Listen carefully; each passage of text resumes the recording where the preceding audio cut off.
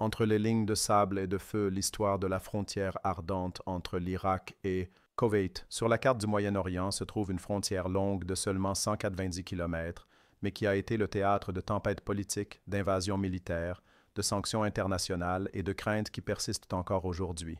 C'est la frontière entre l'Irak et le Koweït, une ligne tracée non seulement à l'encre, mais aussi dans le sang, la fumée et l'encre des décrets internationaux. Aujourd'hui, nous vous emmenons en voyage.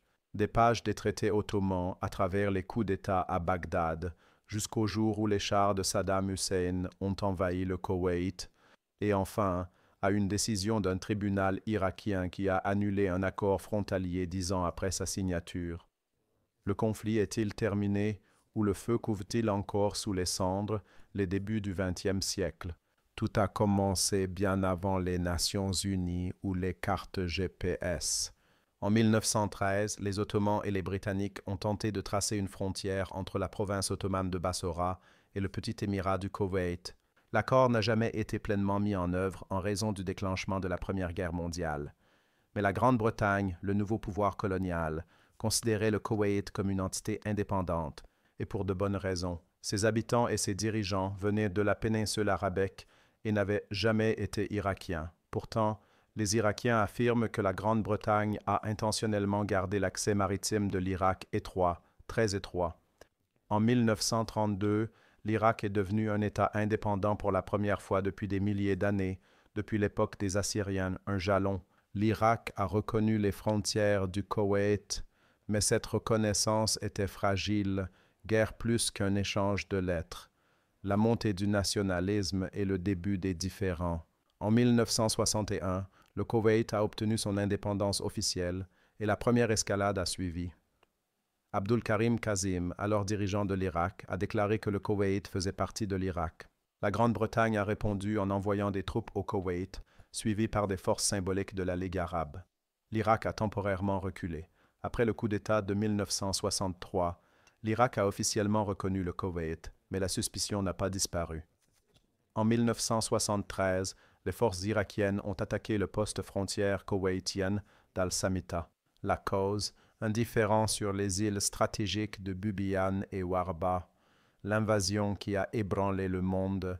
En été 1990, tandis que le monde reprenait son souffle après la longue guerre Iran-Irak, Saddam Hussein fit le plus grand pari de sa vie, l'invasion du Koweït. Des accusations de surinondation du marché pétrolier, des différends sur le champ pétrolifère de Roumaïla, des milliards de dollars de dettes et ensuite une invasion à grande échelle. Le Koweït a été déclaré 19e province de l'Irak, mais la réponse a été retentissante. Une coalition internationale dirigée par les États-Unis, des dizaines de nations, des résolutions de l'ONU. L'opération Tempête du désert a renversé la situation. L'Irak a été expulsé du Koweït et le conflit est devenu un cas d'école pour le droit international. Les frontières ne peuvent pas être changées par la force. Les frontières par international.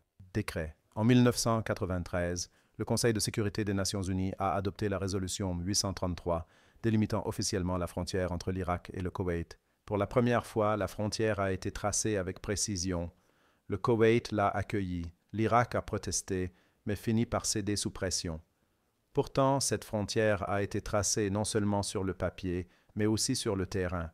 Une bande démilitarisée, des forces de surveillance de l'ONU et une clôture électrique séparant les deux pays.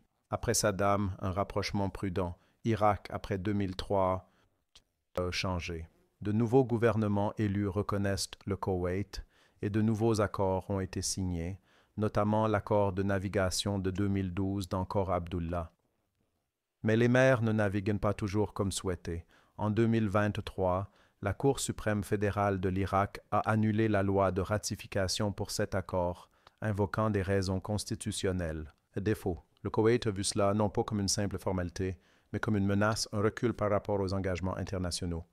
Conclusion, leçons et recommandations. Alors, sommes-nous de retour à la case départ? Pas nécessairement. L'Irak officiel ne veut pas de conflit. Le Koweït sait que la stabilité de l'Irak fait partie de sa propre sécurité. Mais aujourd'hui, il faut plus que des déclarations. Nous avons besoin de nouveaux accords, transparents, équitables et capables de protéger les frontières des tempêtes houleuses de la politique. La frontière Irak-Koweït n'est plus une simple ligne dans le sable. Elle est un test constant de souveraineté, de mémoire et de la capacité de transformer la douleur en coopération. Et enfin, si vous avez apprécié ce voyage politique et cette analyse, n'oubliez pas d'aimer, de partager et de vous abonner, car entre les lignes géographiques, il y a toujours des histoires qui méritent d'être racontées.